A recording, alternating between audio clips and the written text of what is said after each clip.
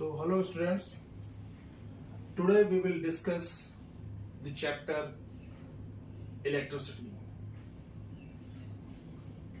Chapter name is electricity.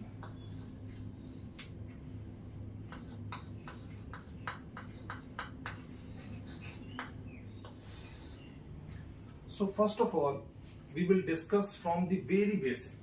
हम बहुत ही basic से डिस्कशन करेंगे और वन बाय वन हर एक टॉपिक को कवर करेंगे जो फंडामेंटल्स हैं। और फंडामेंटल के साथ हम सारे टॉपिक्स कवर करने के बाद हम पीवाईक्यूज की तरफ जाएंगे जो प्रीवियस ईयर क्वेश्चंस हैं, सीबीएसई बोर्ड में आए हुए हैं, ना केवल बोर्ड के पॉइंट ऑफ व्यू से बट ये अदर एग्जाम्स के पॉइंट ऑफ व्यू से भी इंपॉर्टेंट है।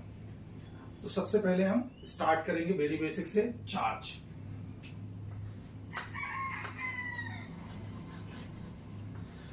चार्ज है, चार्ज को हम क्यू से डिनोट करते हैं। किससे डिनोट करते हैं? क्यू से। चार्ज कितने टाइप के होते हैं? ये types of charges.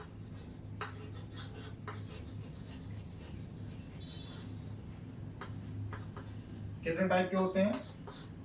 Positive charge,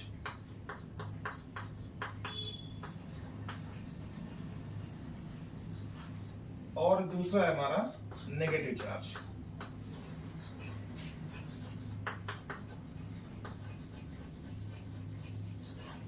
positive charge को हम प्लस से डिनोट करते हैं और नेगेटिव चार्ज को हम माइनस से डिनोट करते हैं। अब ये पॉजिटिव चार्ज है, अगर पॉजिटिव चार्ज के साथ इंटरेक्शन में आएगा तो ये रिपल्स करेगा, दूर जाएगा। नेगेटिव चार्ज जब नेगेटिव चार्ज के साथ आएगा तो वो रिपल करेगा, यानी दूर जाएगा। लेकिन जब पॉजिटिव चार्ज और नेगेटिव चार्ज दोनों एक साथ आ जाएंगे तो वो क्या करेंगे? अट्रैक्ट करेंगे, जैसे ही दोनों एक दूसरे के पास आएंगे।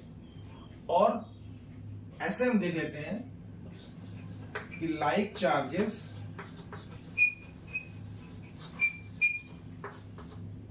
यानी पॉजिटिव पॉजिटिव होगा या फिर नेगेटिव नेगेटिव होगा, ये क्या करेंगे? रिपेल करेंगे।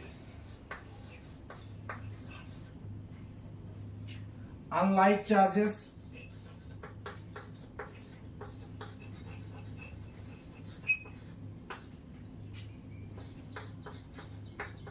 पॉजिटिव नेगेटिव के साथ और नेगेटिव पॉजिटिव के साथ ये क्या करेंगे? अट्रैक्ट करेंगे। ये दोनों क्या करते हैं? अट्रैक्ट करते हैं। So positive charge negative charge के साथ जब आएगा तो अट्रैक्ट करेगा, पॉजिटिव पॉजिटिव के साथ आएगा तो रिपेल करेगा। So like charges repel each other and unlike charges attract each other. So ये चार्जेस में हम इतना कुछ डिस्कस करेंगे। अब हम हमेशा देखते आए हैं कि जो मोस्ट फंडामेंटल चार्ज है वो क्या है? तो मोस्ट फंडामेंटल चार्ज जो है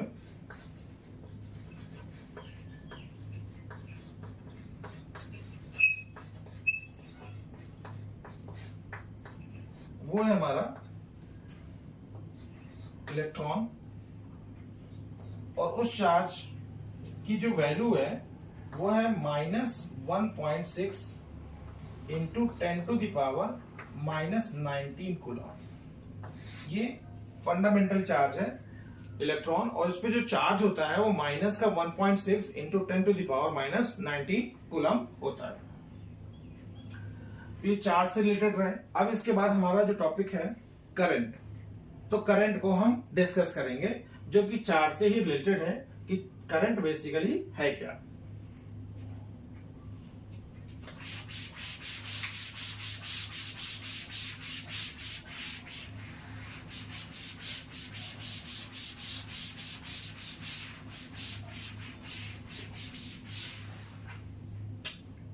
सो करंट,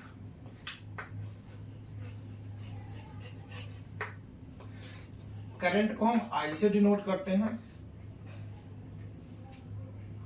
करंट क्या है? इट इज द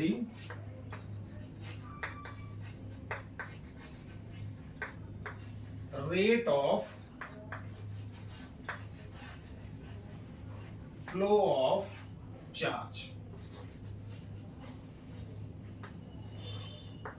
करंट क्या है? Rate of flow of charge है। मैथमेटिकली हम इसको रिप्रेजेंट करते हैं I equals to Q upon T से। यहां पर जो I है वो है करंट, जिसकी यूनिट है एम्पियर, और उसे हम ऐसे डिनोट करते हैं।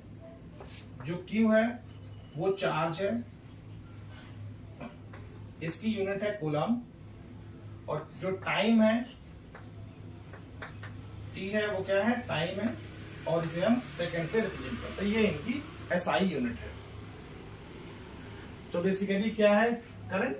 It is the rate of flow of charge, that is I equals to Q upon T।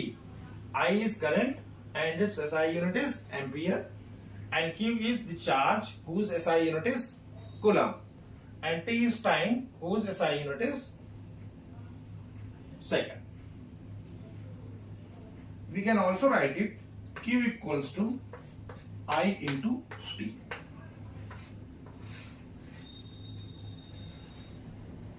इसको हम ऐसे भी लिख सकते हैं कि Q equals to I T। इसकी कुछ बेसिक पॉपुलर यूनिट है। चार्ज जो है एम्पियर में है, सॉरी चार्ज जो है कूलम में है, और ये जो करंट है वो हमारा है एम्पियर में। अदर पॉपुलर यूनिट्स जो है करंट की,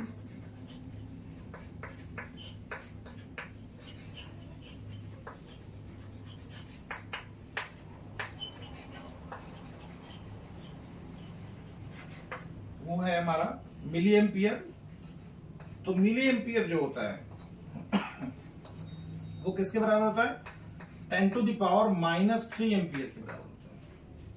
1 milli ampere equals to 10 to the power -3 ampere, and other one is micro ampere.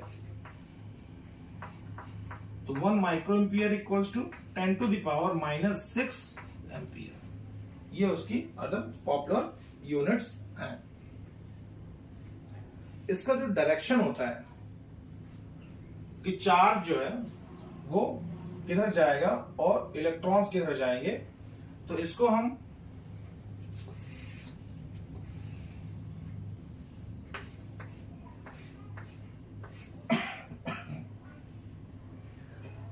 ये करंट अगर I हमारा है इस डायरेक्शन में जाएगा, तो ये जो इलेक्ट्रॉन्स है ये इसके अपोजिट डायरेक्शन में जाएंगे।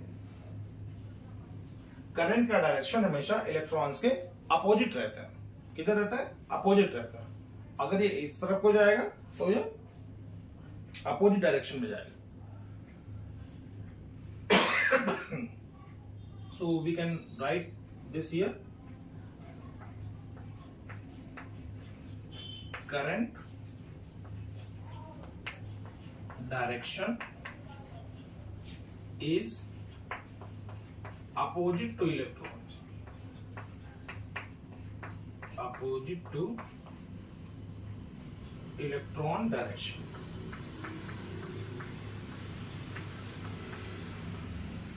तो करंट का डायरेक्शन हमेशा क्या होता है? इलेक्ट्रॉन्स के अपोजिट है। अगर लेफ्ट से राइट जाएगा करंट, तो राइट से लेफ्ट जाएगा हमारा इलेक्ट्रॉन, या इलेक्ट्रॉन अगर राइट से लेफ्ट जा रहा है तो जो करंट होगा वो किस डायरेक्शन में जाएगा? लेफ्ट टू राइट जाएगा। This is all about the current. Current का जो हमने बताया SI यूनिट है वो क्या है? Ampere. So our next topic is potential difference.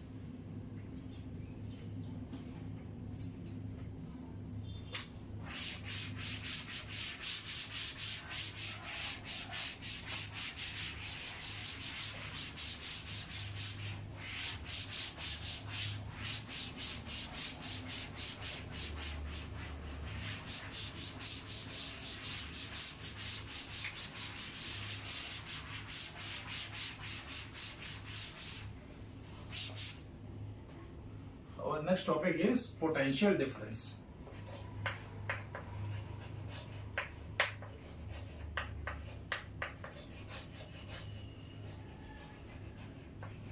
Potential difference को हम V से डिनोट करते हैं। किससे डिनोट करते हैं बेटा? पोटेंशियल डिफरेंस को हम V से डिनोट करते हैं। तो what is potential difference?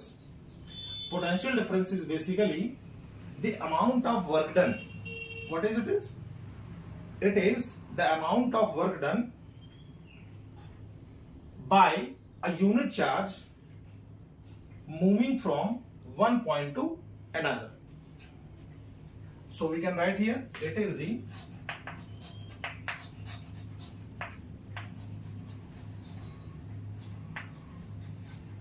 amount of work done by unit charge, और यूनिट चार्ज है क्या? ये है 1 कूलम। यूनिट चार्ज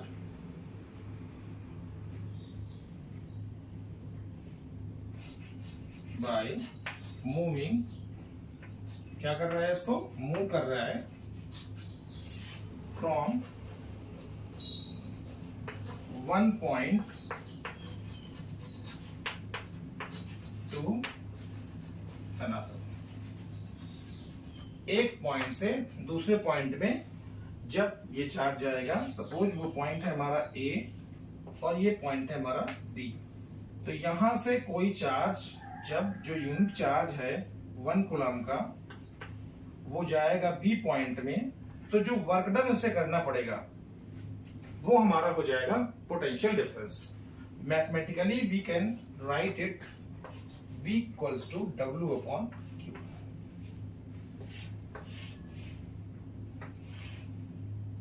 ये जो वर्क डन है ये किस में रखेंगे हम? वॉट में। ये इसकी SI यूनिट है। जो पोटेंशियल डिफरेंस है उसका SI यूनिट होता है वोल्ट, तो हम V से डिनोट करेंगे इसे। और चार्ज जो है हमारा है Q, इसे हम कूलम से C से मेंशन करेंगे इसको। तो ये है हमारा पोटेंशियल डिफरेंस। इसको हम ऐसे राइट डाउन करेंगे। वर्क डन के बेसिस पे अगर हम बात करें कि वर्क डन क्या है, तो अगर वर्क डन फाइंड आउट करना है तो हम इसको लिख सकते हैं V इंटू Q।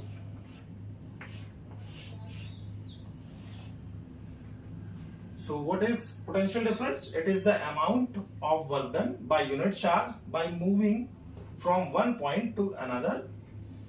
जैसे हम मूव कर रहे हैं एक पॉइंट से दूसरे पॉइंट में, और इसका मैथमेटिकल रिप्रेजेंटेशन हो जाएगा V equals to W upon Q।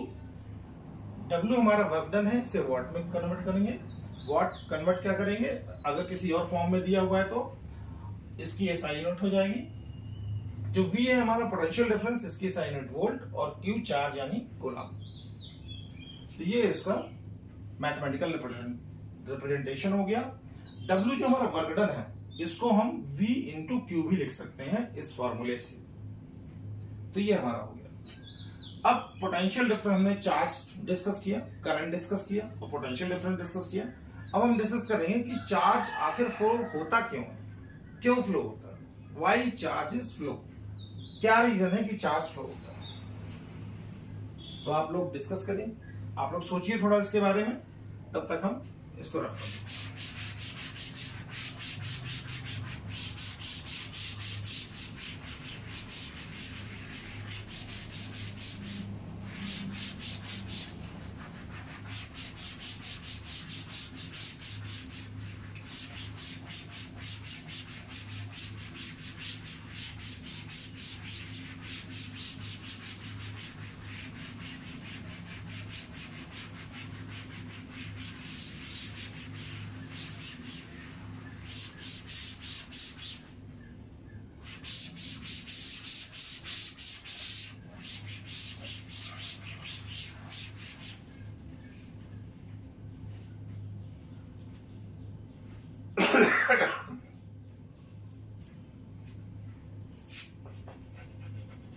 Why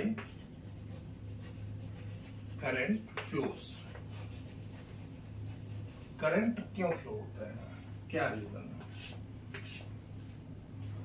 आया कुछ दिमाग में क्यों फ्लो होता है करंट? तो करंट फ्लो होता है because of some basic reasons. और क्या है बेसिक रीजन? जैसे हमने डिस्कस किया था इसके पहले कि जो करंट है, करंट का डायरेक्शन क्या होता है? हमेशा इलेक्ट्रॉन के डायरेक्शन के अगेंस्ट होता है। जिस डायरेक्शन में इलेक्ट्रॉन जाएगा उसके अपोजिट डायरेक्शन में करंट फ्लो होगा। तो करंट को फ्लो होने का एक रीजन तो हो गया कि इलेक्ट्रॉन फ्लो होते हैं। अब बात आती है उसकी डायरेक्शन की, तो अपोजिट है, लेकिन इलेक्ट्रॉन्स भी क्यों फ्लो होंगे? तो उसके देखें कि electron flows from higher potential to lower potential.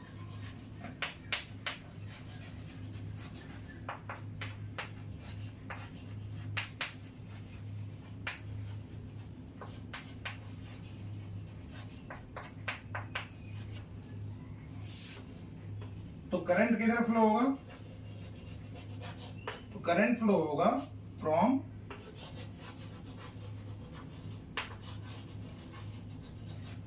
Lower potential to.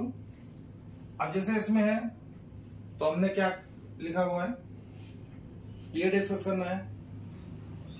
तो जो इलेक्ट्रॉन है तो बेसिकली कहां से आता है?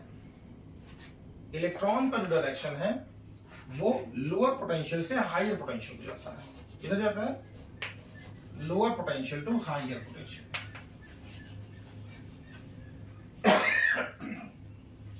Current flows from higher potential to lower potential.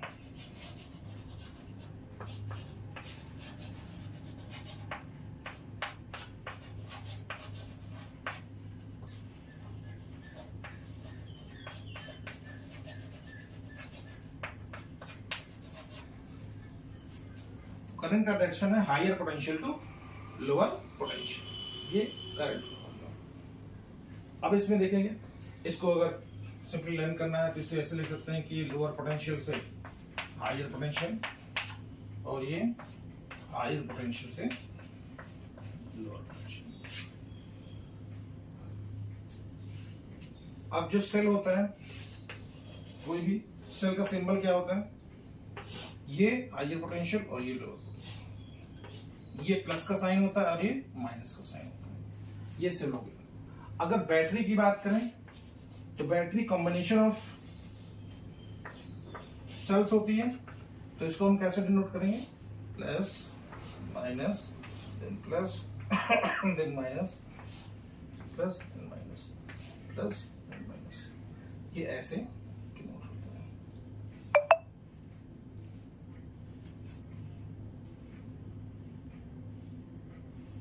ये प्लस हो गया और ये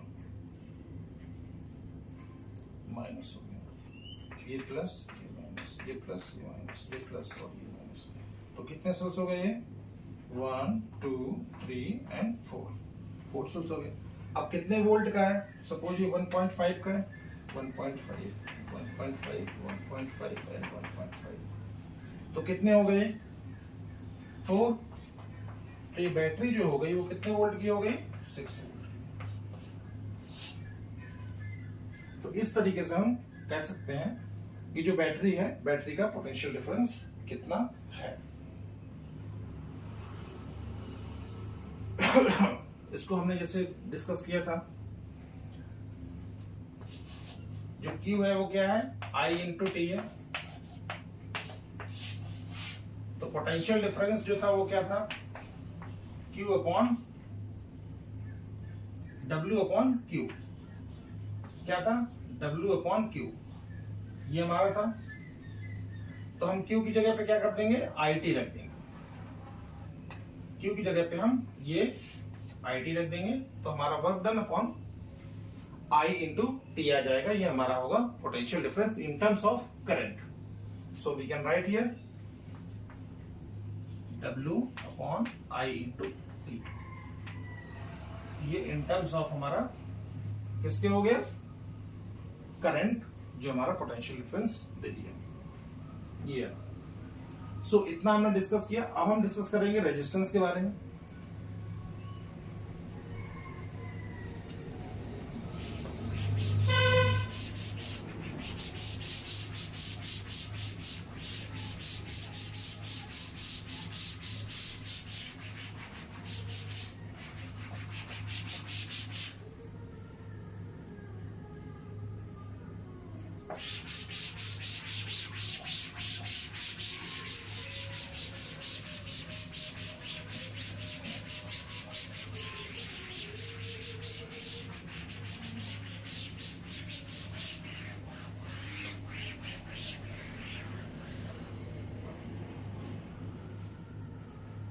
रेजिस्टेंस।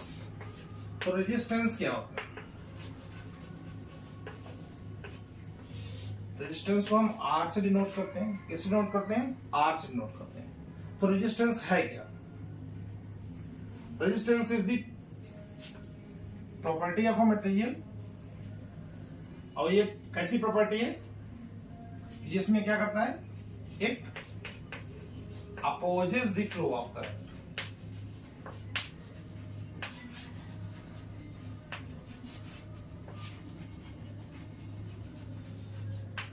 ये क्या करता है? करंट को अपोज करता है। किसी भी कंडक्टर में जब ये फ्लो हो रहा होता है करंट, तो उसको अपोज करने की जो प्रॉपर्टी होती है वो होती है हमारी रेजिस्टेंस की। और ये अपोज जो करता है, तो ये रेजिस्टेंस जो होता है वो डायरेक्टली प्रोपोर्शनल होता है लेंथ ऑफ कंडक्टर। किसके? Length of the conductor. और ये इनवर्सली प्रोपोर्शनल होता है एरिया ऑफ क्रॉस सेक्शन। ये क्या है? एक एरिया ऑफ क्रॉस सेक्शन। जो कंडक्टर है, कंडक्टिंग वायर है, उसका जो एरिया ऑफ क्रॉस सेक्शन है वो हमारा होता है क्या? Area of cross section. ये जो एरिया ऑफ क्रॉस सेक्शन है ये ए है। ये क्या हो गई? लेंथ हो गई। ये हमारा इसका जो एरिया है ये ए हो गया, ये हमारा डी हो गया डायमीटर।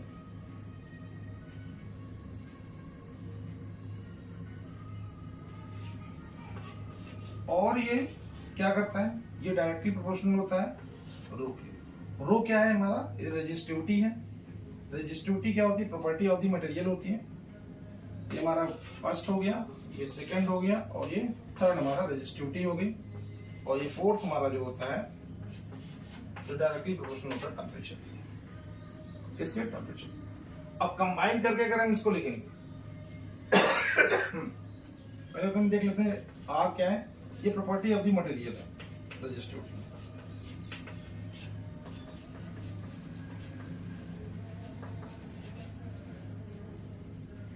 इसको क्या पढ़ते हैं? Resistivity.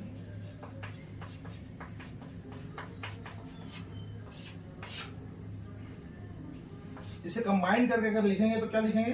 R equals to rho L upon A. ये इसका फॉर्मूला होगा। ये रेजिस्टेंस है। Resistance rho L upon A. A क्या है हमारा? एरिया ऑफ क्रॉस सेक्शन है। लेंथ क्या है? ये लेंथ ऑफ द वायर है। और ये रो क्या है? ये प्रॉपर्टी ऑफ द मटेरियल है, जिसको हम रेजिस्टिविटी पढ़ते हैं। ए को हम क्या करते हैं? ए हमारा क्या है? ए हमारा पाई आर स्क्वायर। क्या है? Pi R square. तो इसको देख लो, रो एल और नीचे लिख दिया हमने पाई आर स्क्वायर। इस फॉर्मूले से हमने ए की वैल्यू को पुट कर दिया। अब हम अगर रो निकालना चाहें इससे, अगर हमें इससे रो निकालना है तो क्या निकालेंगे? ये हमारा रो ए आ गया और ये आर ए अपॉन एल। ए क्या है हमारा? पाई आर स्क्वायर। सो हम इसकी वैल्यू पुट कर देंगे। इसके पहले हम क्या देखें? जो आर है उसकी यूनिट क्या है? ओम। जो रेजिस्टेंस है, रेजिस्टेंस की एसआई यूनिट क्या है? ओम। एरिया है उसका क्या है? Metre square. और ये क्या है? मीटर। तो रेजिस्टिविटी की जो एसआई यूनिट हो गई वो क्या होगी? ओम मीटर। ओम मीटर। इसको कैसे लिखते हैं? ओम का साइन ये होता है ओम और ये मीटर है। तो रेजिस्टेंस है, रेजिस्टेंस का एसआई यूनिट क्या है? ओम। इसको हम ऐसे लिखते हैं और इसको ऐसे। इसका सिंबल ओम का ये है, ये इसकी एसआई यूनिट है। रेजिस्टिविटी के एसआई यूनिट क्या है? Ohm metre. ये हमने यहां से डिराइव कर लिया from the formula R A upon L से। जो बेसिक फार्मूला रेजिस्टेंस का है वो क्या है? रो एल अपॉन ए। तो हमने यहां पर रेजिस्टेंस को देखा। अब इसको आप एक बार नोट डाउन कर लीजिए, फिर इसके बाद हम नेक्स्ट टॉपिक डिस्कस करते हैं।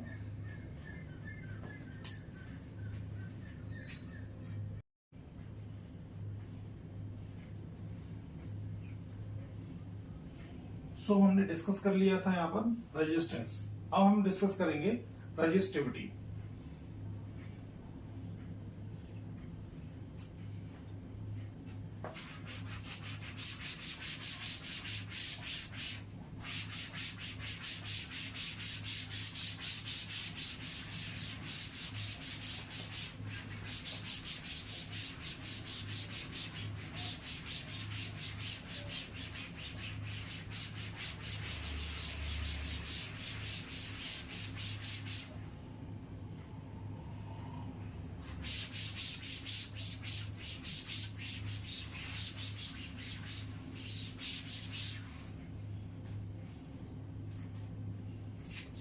रेजिस्टिविटी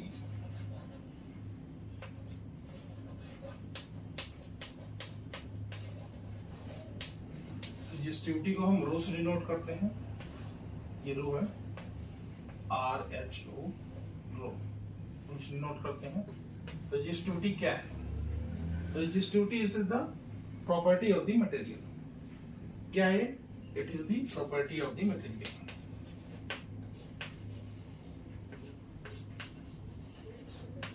ये मटेरियल की प्रॉपर्टी है, property of material.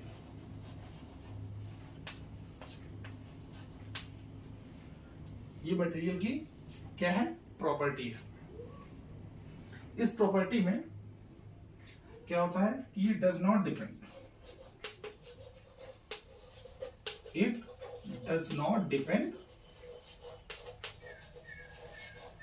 Upon shape and size of the material. Shape and size. Size क्या है? जैसे हम कहते हैं कि लेंथ क्या होगा, एरिया, डायमीटर और रेडियस।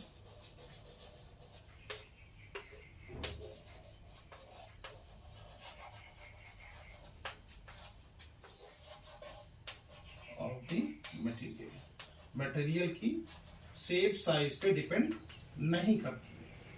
वो रेजिस्टिविटी हमारी मटेरियल के शेप साइज पे डिपेंड नहीं करती। ये हमारा रेजिस्टिविटी है। तो रेजिस्टिविटी ऑर्डर क्या है हमारा? किसका रेजिस्टेंस या रेजिस्टिविटी?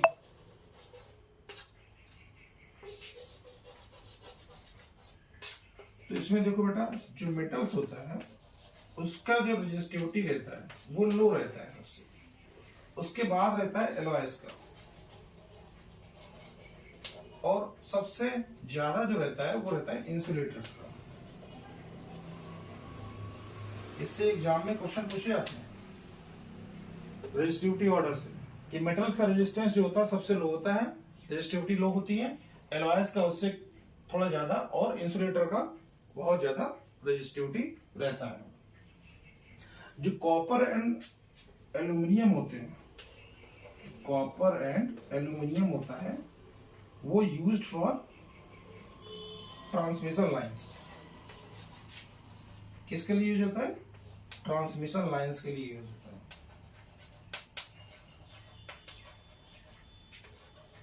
इससे कंडक्टर क्या होता है?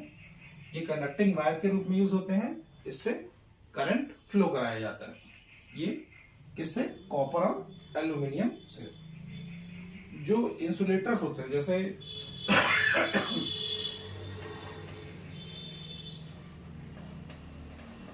insulators like you can say rubber and glass, इनका जो रेजिस्टिविटी होता है वो हाई होता है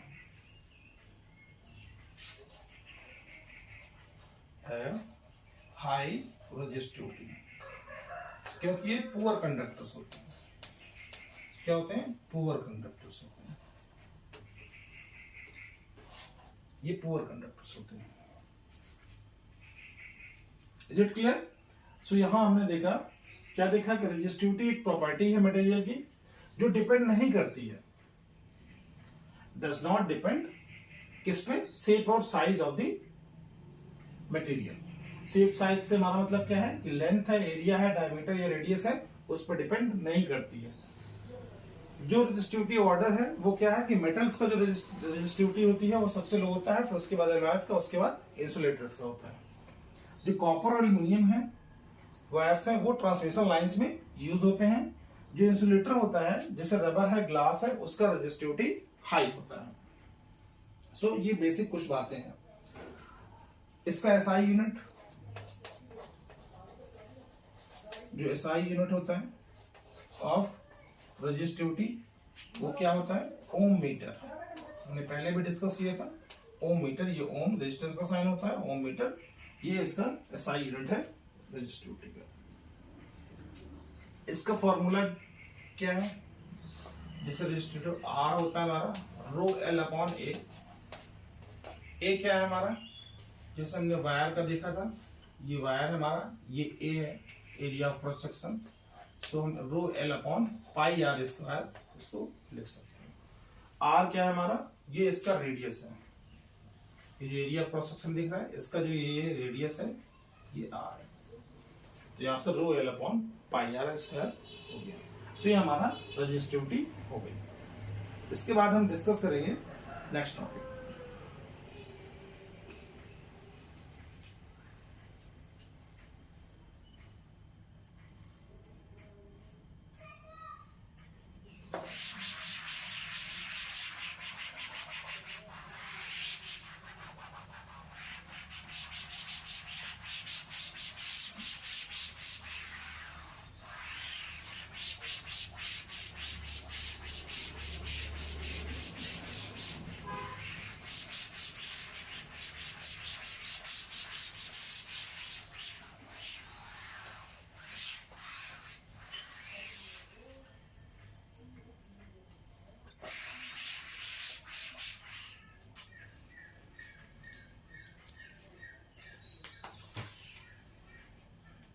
और नेक्स्ट टॉपिक है हमारा ओम्स लॉ। क्या है, ओम्स लॉ।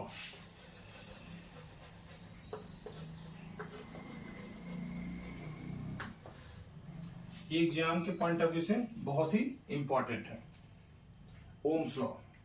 तो क्या है Ohm's law? It is the potential difference across the ends of a conductor. Potential difference, जैसे ये कंडक्टर है तो एंड्स ऑफ द कंडक्टर, ये एंड हो गया, तो potential difference across the ends of the conductor is directly proportional to the current flowing through the conductor provided temperature remains the same.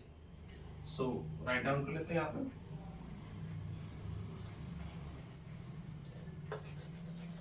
the potential difference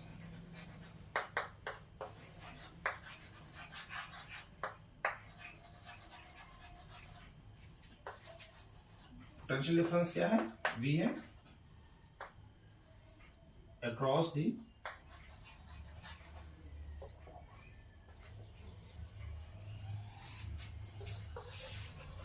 ends of a conductor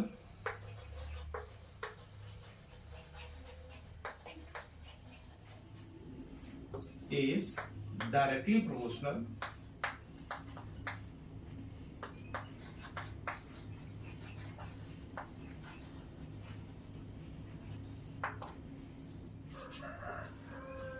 to the current flowing through it.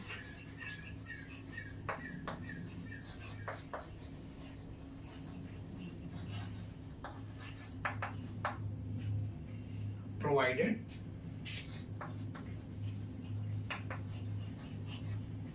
temperature remains the same. Temperature remains the same.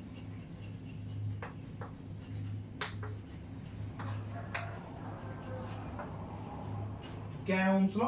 The potential difference V across the conductor is directly proportional to the current flowing through it provided temperature remains the same. Mathematically we can represent it v is directly proportional to i, और जब equal sign में इसको करते हैं तो क्या लिखते हैं v equals to i r। ये हमारा है ओम्स लॉ।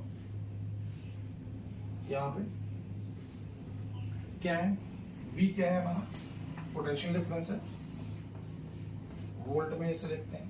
I क्या है, करंट है, एम्पियर इसकी यूनिट होती है, और रेजिस्टेंस क्या है,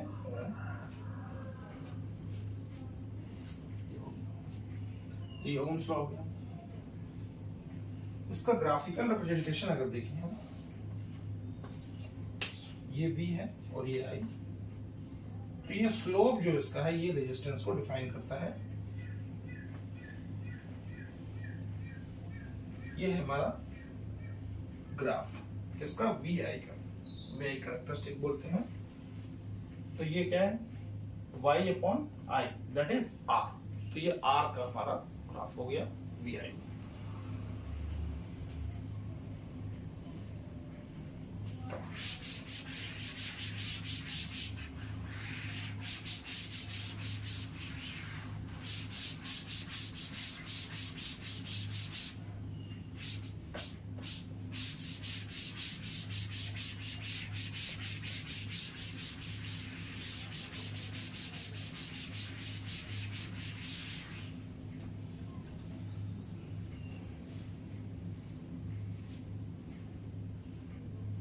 अब जैसे हम इसमें ग्राफ की बात कर रहे थे, तो ग्राफ में अगर ये V है y एक्सिस में, और I यानी करंट है हमारा x एक्सिस में, और ये इसका ग्राफ हो गया।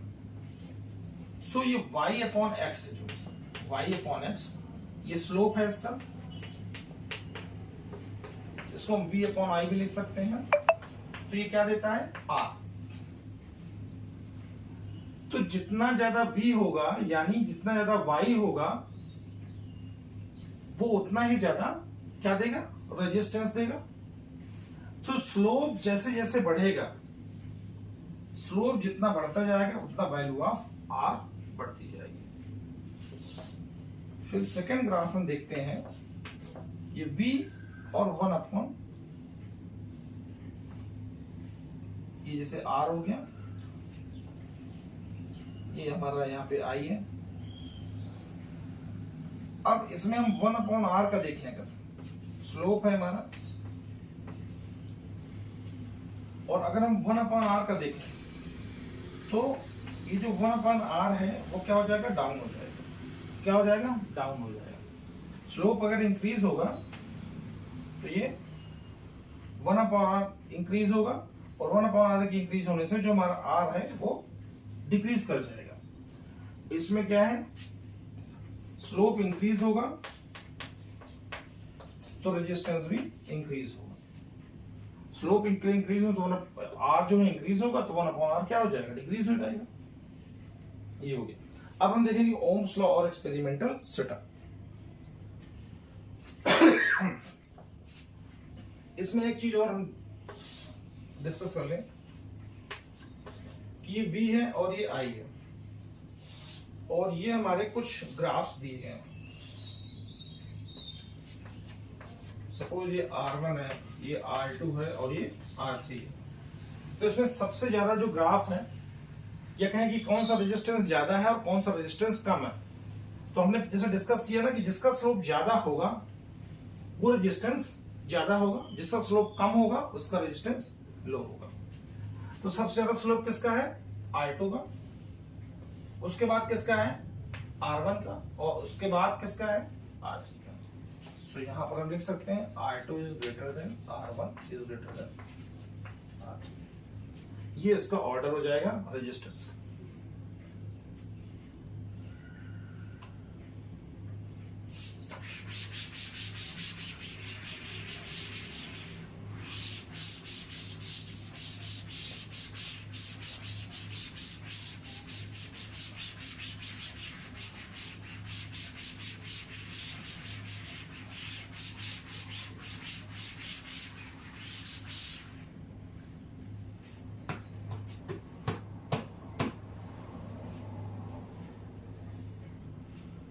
अब हमारा नेक्स्ट टॉपिक है Ohm's law and experimental setup.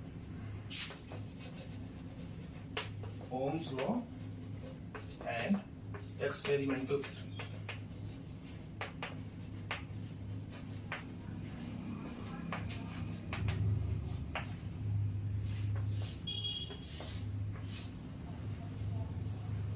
इसमें क्या करते हैं हम,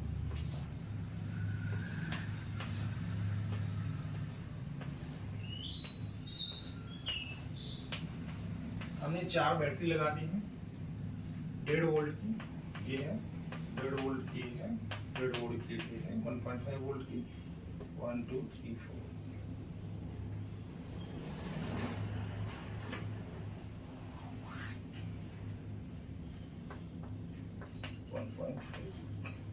ये हमने लगा दिया है और इससे हमने एक एमीटर लगा दिया है और ये डायग्राम को हम ठीक से देखेंगे। फिर ये हमारा रेजिस्टेंस है,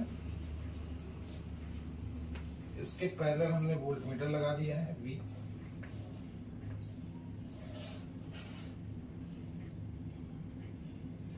और ये देखिए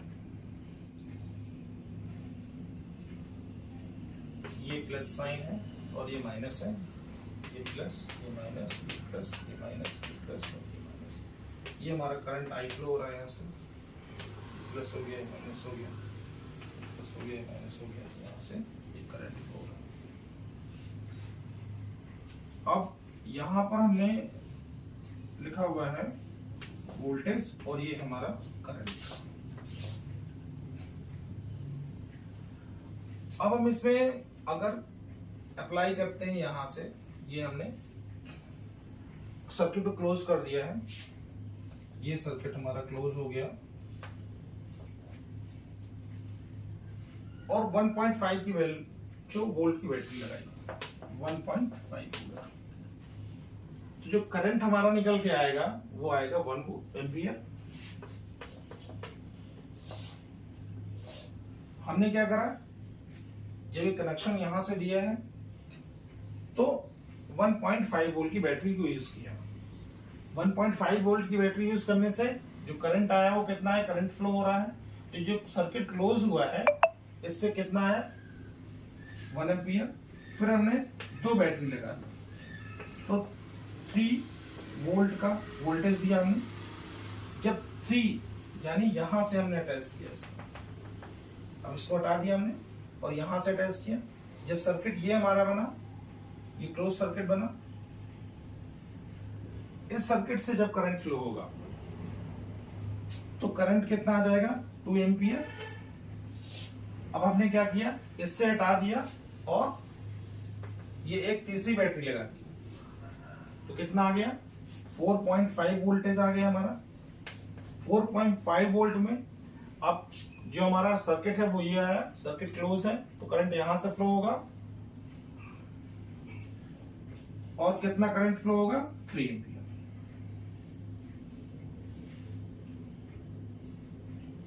तो ये हमारा एक्सपेरिमेंटल सेटअप हो गया। इससे क्वेश्चन एक बार सीबीएसई ने पूछा था।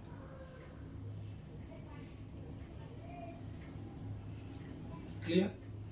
सो यहां से हमको ये जानने को मिला कि जितना हम बार बार वोल्टेज चेंज करेंगे तो करंट की वैल्यू क्या हो रही है, चेंज हो रही है, यूनिफॉर्मली चेंज हो रही है। वोल्टेज की इंक्रीज करने से करंट भी हमारा इंक्रीज हो रहा है। जो हमने ग्राफ देखा था वो भी हमारा यहाँ से सिग्निफाई हो गया, ये आ गया, ये ऐसे कुछ बढ़ेगा। Is it clear? अब हम नेक्स्ट टॉपिक डिस्कस करते हैं।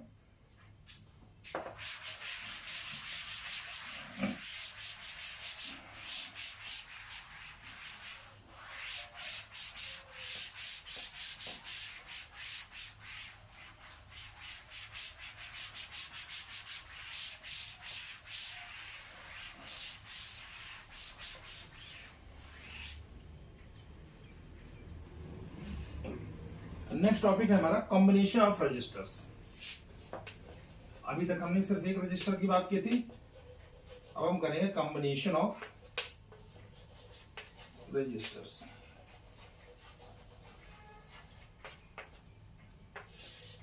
अब हम रेजिस्टेंस को दो तरह से कंबाइन कर सकते हैं। कितने तरीके से? दो तरीके से कंबाइन कर सकते हैं। तो पहला है हमारा सीरीज और दूसरा है पैरेलल। दो तरह के कॉम्बिनेशन हमारे हैं। सीरीज में कंबाइन करेंगे तो एक एंड को हम दूसरे एंड से कनेक्ट करेंगे।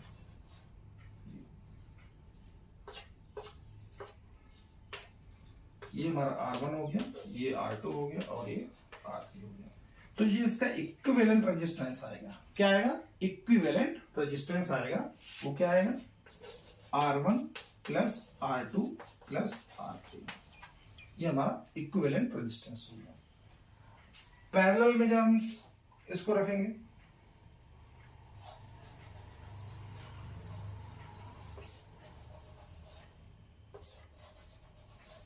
यही तीनों रजिस्टर हमने क्या किए?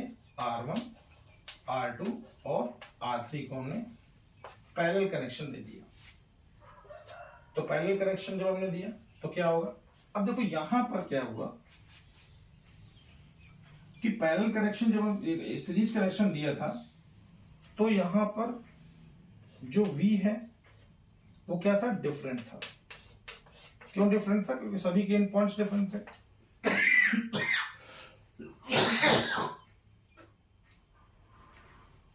और करंट क्या था? सेम था। यहां पर जो इक्विवेलेंट रेजिस्टेंस आएगा वो क्या आएगा? इक्विवेलेंट रेजिस्टेंस के लिए हम क्या करेंगे? 1/Ri equals to 1/R1 plus 1/R2 plus 1/R3। ये इक्विवेलेंट रेजिस्टेंस का फॉर्मूला है।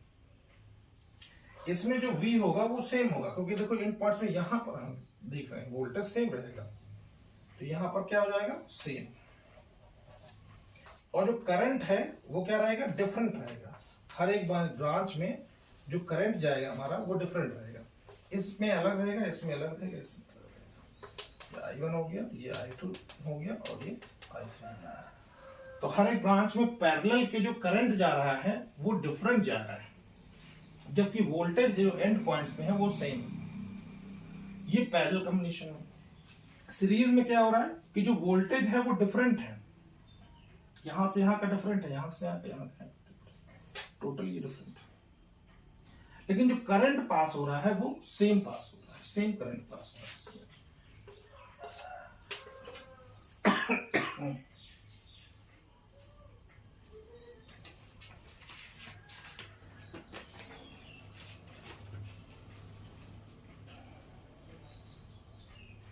तो इसमें हम कुछ इंपॉर्टेंट नोट डाउन कर लेंगे।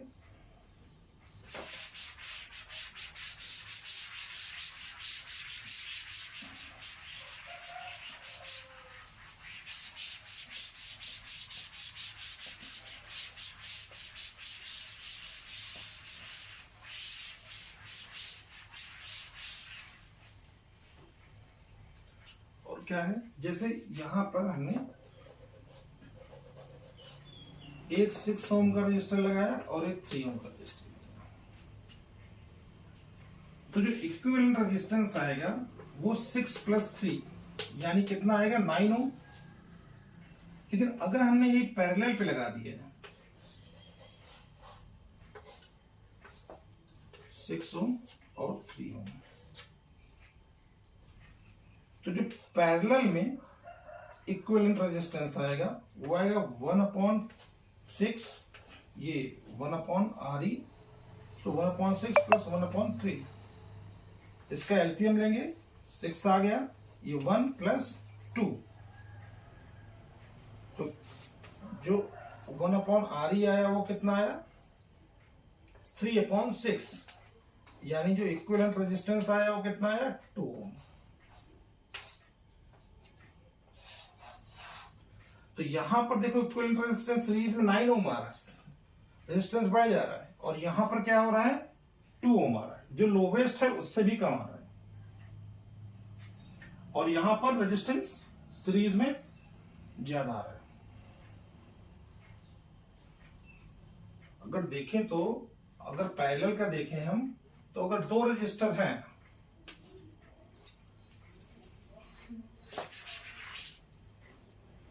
अगर रेजिस्टेंस दो लगाए हैं R1 और R2, तो इसको हम डायरेक्टली लिख सकते हैं R1 into R2 upon R1 plus R2। Result same आएगा जैसे इसमें, अब देख सकते हैं 6 इंटू 3 अपॉन 6 प्लस 3, तो 9 हो गए, ये 18 हो गए, 18 अपॉन 9 कितना आया 2, और यही 2 में यहाँ आ रहा है। तो इसको शॉर्टकट के रूप में हम इसको यूज कर सकते हैं, R1 अपॉन R2 और R1 प्लस R2, इसको देख सकते हैं। तो ये हमारा, अब चलते हैं नेक्स्ट टॉपिक में।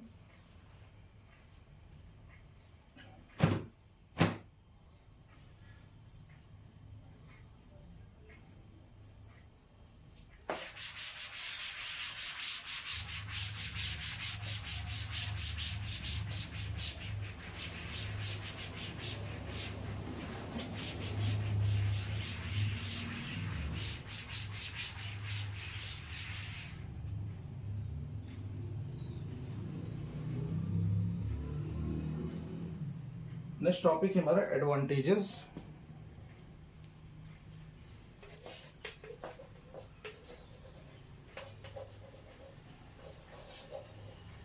Of parallel over series.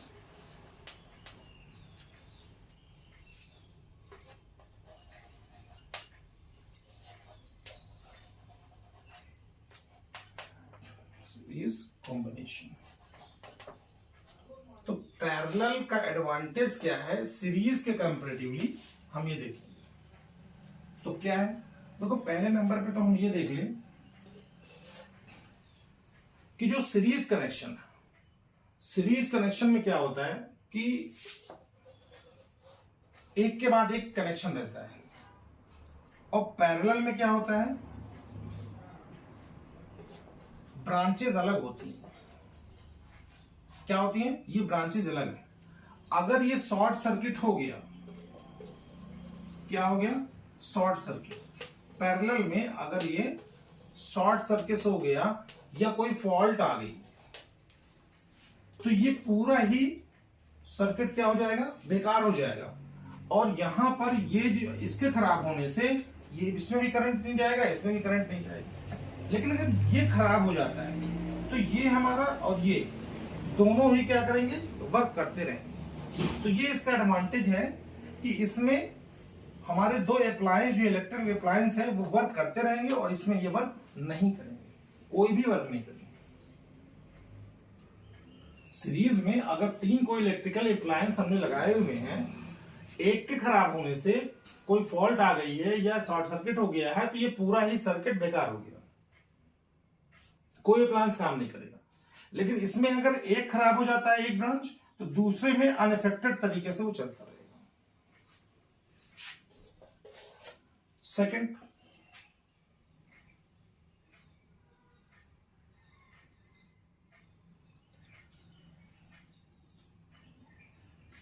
Series में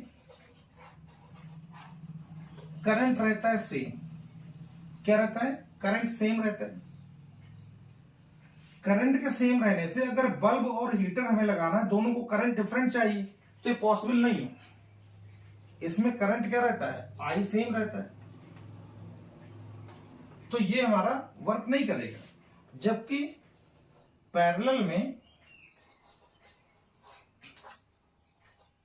करंट रहता है डिफरेंट, इसमें I1 और इसमें I2 करंट रहेगा डिफरेंट, तो बल्ब और हीटर दोनों ही केस में पॉसिबिलिटीज किस में रहेंगी, अगर बल्ब और हीटर हमने लगा दिया पैरेलल में, तो पैरेलल कॉम्बिनेशन में हमारा वर्क करेगा, और पैरेलल में ही हम इसको लगाते हैं, क्योंकि डिफरेंट अप्लायंसेस के हमें डिफरेंट करंट चाहिए होता है। Provided potential difference remains the same.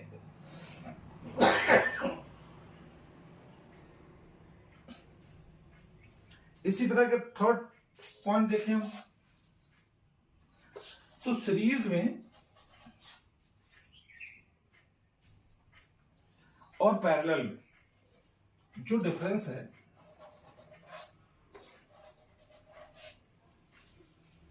इसमें रेजिस्टेंस बढ़ जाता है, आर क्या होता है, बढ़ जाता है,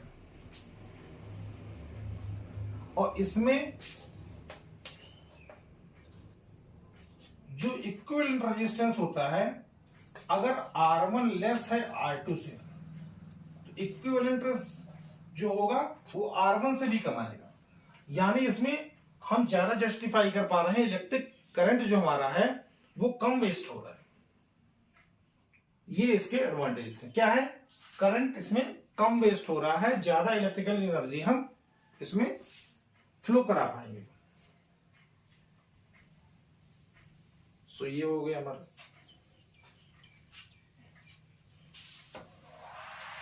ये हमारा था एडवांटेजेस ऑफ पैरेलल और सीरीज कनेक्शन।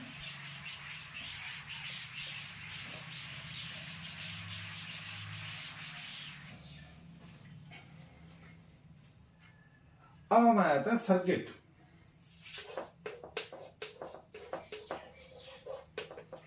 सर्किट डायग्राम उसकी बात करेंगे। सर्किट क्या होता है?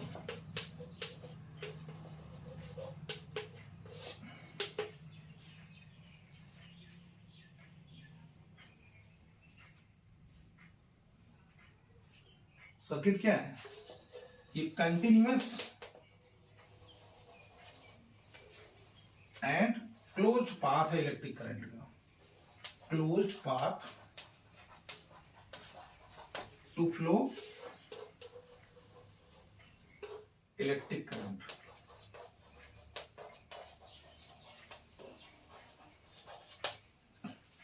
अब इसमें डिफरेंट एलिमेंट्स रहते हैं। क्या क्या एलिमेंट्स हैं? तो पहले तो सेल हो गया। सेल को कैसे हम डिनोट करते हैं? ऐसे डिनोट करते हैं, ये प्लस हो गया, ये माइनस हो गया। दूसरा बैटरी। बैटरी में बहुत सारे सेल्स आ जाएंगे, plus minus plus minus plus minus.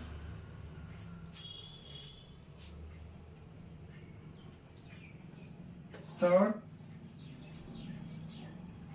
ये सेल का सिंबल है और वो बैटरी का सिंबल है। फिर जो स्विच लगाते हैं, तो स्विच अगर ओपन हुई, स्विच अगर ये ओपन स्विच हो गई, जिसे हम प्लग की बोलते हैं, और ये हमारी क्लोज स्विच हो गई जिसमें करंट फ्लो होगा।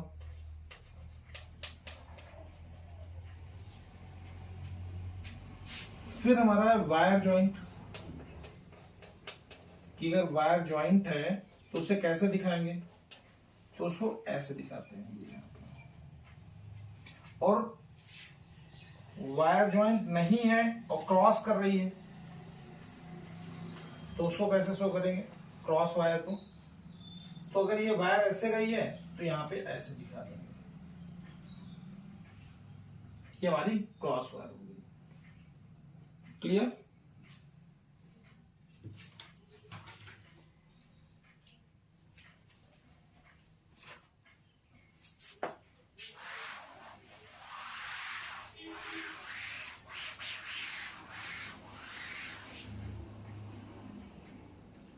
फिर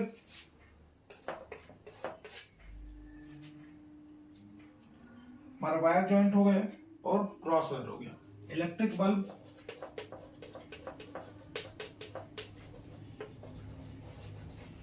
तो बल्ब को हम ऐसे भी डिनोट कर सकते हैं या सिंपली हम ऐसे डिनोट कर सकते हैं।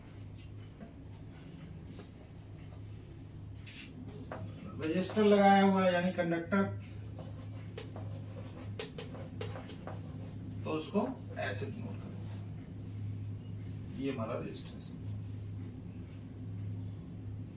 और वेरिएबल रजिस्टर अगर लगाया हुआ है, क्या लगाया हुआ है? यहां लिखिए वेरिएबल रजिस्टर।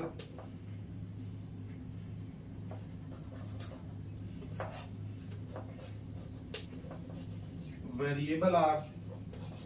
वेरिएबल रेजिस्टेंस कैसे आएगा? इसको ऐसे बनाएंगे और ऐसे कर दो, या फिर हम इसको ऐसे बनाएं और ऐसे कर दो। तो ये वेरिएबल रेजिस्टेंस है।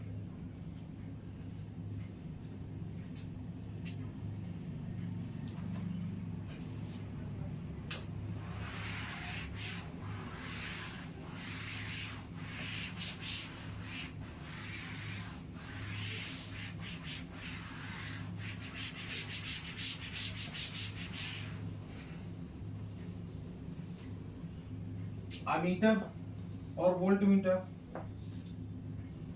10 तक हो गया था, 11 देखो अमीटर कैसे और वोल्ट मीटर। तो अमीटर में हम ये सिंबल रहेगा ए, प्लस माइनस, करंट इधर से अगर पास हो रहा है ये हो गया। वोल्ट मीटर के लिए ये सब नहीं बनाएंगे। सो ये हमारे कुछ एलिमेंट्स थे जो सर्किट में यूज हो रहे। ये हमारे अभी तक के टॉपिक्स थे। अब इसके अलावा हम डिस्कस करेंगे डिफरेंट टॉपिक।